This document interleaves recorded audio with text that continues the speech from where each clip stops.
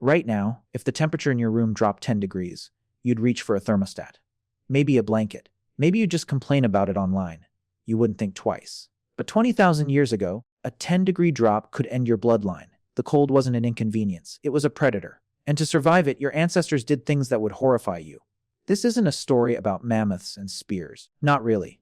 It's a story about what happens to the human mind and body when warmth becomes the rarest resource on Earth. And the answer is far stranger and far darker than most people realize. Let's go back, not centuries, millennia, to the peak of the last ice age around 20,000 years ago, when much of Europe, Asia, and North America sat under sheets of ice thicker than skyscrapers are tall. Average temperatures were 10 to 15 degrees Celsius colder than today. Winters in what's now France or Germany could feel like modern-day Siberia. And your ancestors had no fossil fuels, no insulated walls, no synthetic fabric, just fire, fur, fat, and each other. So how did they live? The first answer is uncomfortable. They ate differently than you'd expect. Fresh meat alone can't sustain a human body through an Arctic winter. Lean protein without fat causes a condition called protein poisoning, sometimes nicknamed rabbit starvation, by later explorers who suffered it. Your liver can only process so much protein before it becomes toxic. Without fat or carbohydrates, you can eat and still starve to death.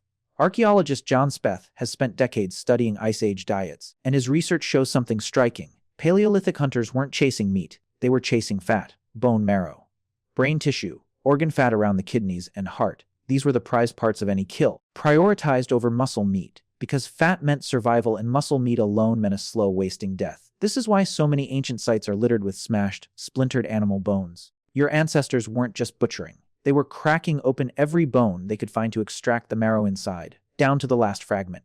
Nothing was wasted. Nothing could be. But here's where it gets darker. When the hunt failed, and it often did, some groups turned to a practice modern people find almost unspeakable. Evidence from sites across Ice Age Europe suggests that in periods of extreme famine, some human groups consumed their own dead.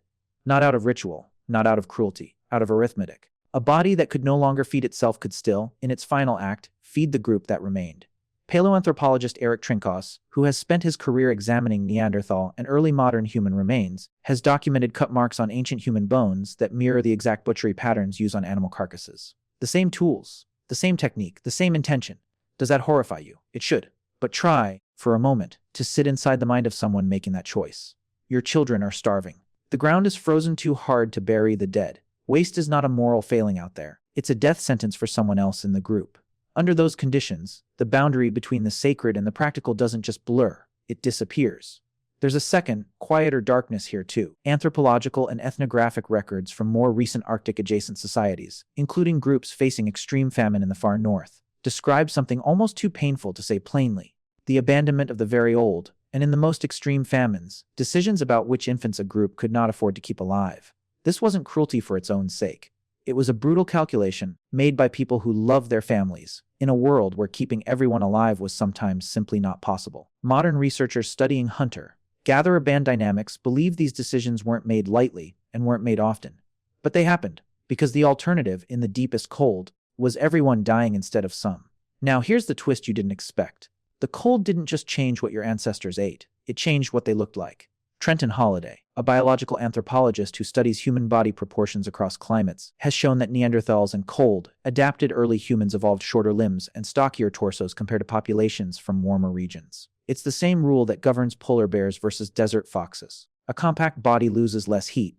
Every centimeter of exposed limb is a centimeter bleeding warmth into the void. Your own body still carries traces of this arms race against the cold. Ever notice how your fingers and toes are the first things to go numb?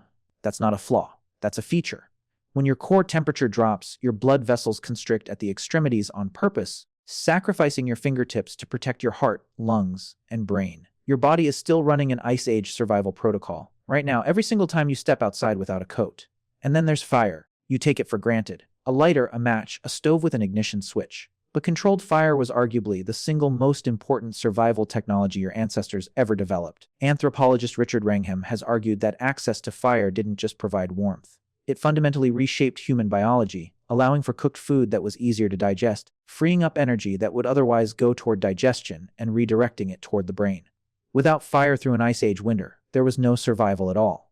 Groups didn't just build fires. They fought over them, guarded them, kept them burning for months without letting them die. Because relighting a fire from scratch in freezing, wet conditions could take hours you didn't have. And when fire and food weren't enough, there was one resource left: each other. Sleeping in tight, overlapping piles wasn't intimacy. It was thermodynamics. Human bodies radiate heat, and a group huddled together loses far less warmth per person than individuals sleeping apart. Excavations of Ice Age dwelling sites, including the famous Grevetian site of Sungir in what's now Russia, show the remains of multiple individuals buried together, wrapped in ornamented clothing, hinting at communities that lived, slept, and depended on each other in ways almost unimaginable to your modern, individually heated bedroom. Clothing itself was a matter of engineering. Sewing needles made from bone, dated to around 40,000 years ago, transformed animal hides from crude wraps into fitted, layered garments.